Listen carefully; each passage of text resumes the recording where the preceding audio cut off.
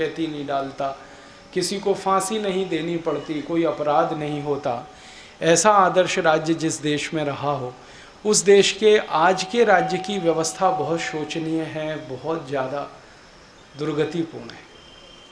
कुछ छोटी छोटी बात आंकड़े में करूं तो वो कुछ ऐसी बातें हैं, 115 करोड़ की आबादी का देश है और इस 115 करोड़ की आबादी के देश में 84 करोड़ लोग इतने गरीब हैं जिनके पास एक दिन में खर्च करने के लिए 20 रुपया नहीं।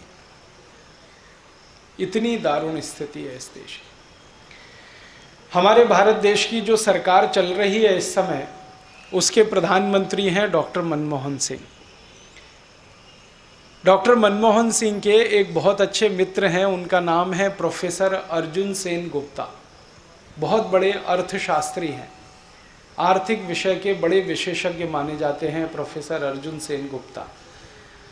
हमारे देश की सरकार का एक बड़ा विभाग होता है जिसका नाम है योजना विभाग, प्लानिंग डिपार्टमेंट। पंचवार्षिक योजनाएं जहां से बनती हैं, उस विभाग के सालों साल उपाध्यक्ष रहे प्रोफेसर अर्जुन सेन गुप्ता। श्रीमती इंदिरा गांधी जब इस देश में प्रधानमंत्री हुआ करती थी तो उनके आर्थिक सलाहकार रहे प्रोफेसर अर्जुन सेन गुप्ता। बंगाल की सरकार के सालों साल वित्त मंत्री रहे प्रोफेसर अर्जुन सेन गुप्ता। दुनिया के कम से कम 25 से ज़्यादा विश्वविद्यालयों के विजिटिंग प्रोफेसर हैं प्रोफेसर अर्जुन सेन गुप्ता।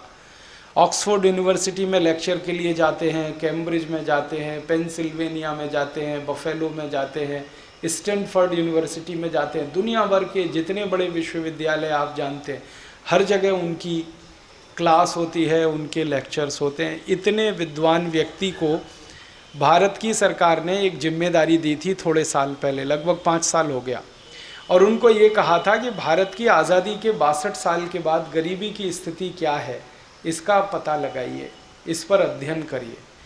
प्रोफेसर अर्जुन सेन गुप्ता ने 5 साल अध्ययन किया। अध्ययन करने के बाद एक बड़ी रिपोर्ट तैयार की है जो करीब 700 पेज की है।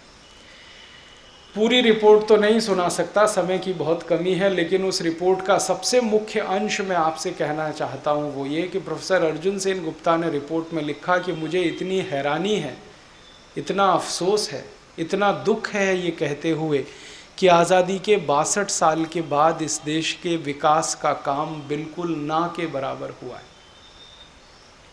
ये एक बहुत विद्वान प्रोफेसर कह रहा है।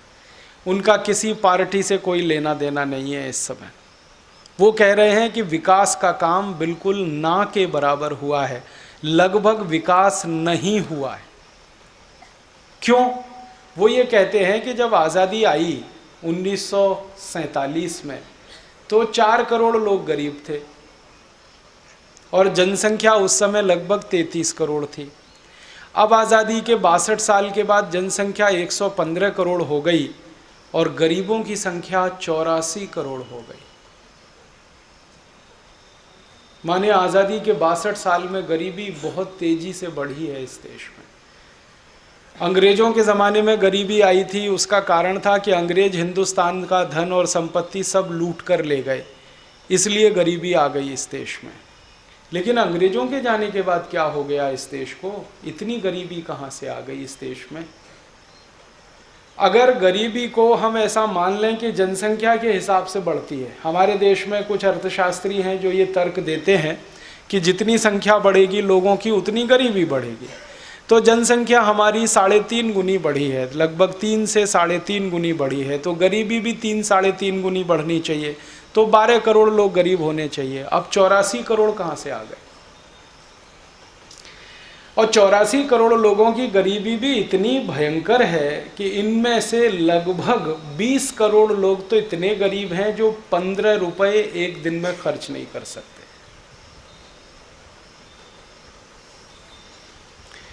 लगभग हमारे देश में 20 करोड़ लोग एक दिन में 15 रुपये खर्च नहीं कर सकते। 12 करोड़ लोग ऐसे हैं जो एक दिन में 7 रुपये खर्च नहीं कर सकते, और करीब करीब 10 से 11 करोड़ ऐसे हैं जो एक दिन में 5 रुपये खर्च नहीं कर सकते। इतनी गरीबी हमारे देश में। अगर जनसंख्या की हिसाब जोड़ें, 34 करोड़ की जनसंख्या डबल कर दो 78 करोड़ हो जाती है। तो आज़ादी के समय में जितनी जनसंख्या थी उससे दुगने से ज़्यादा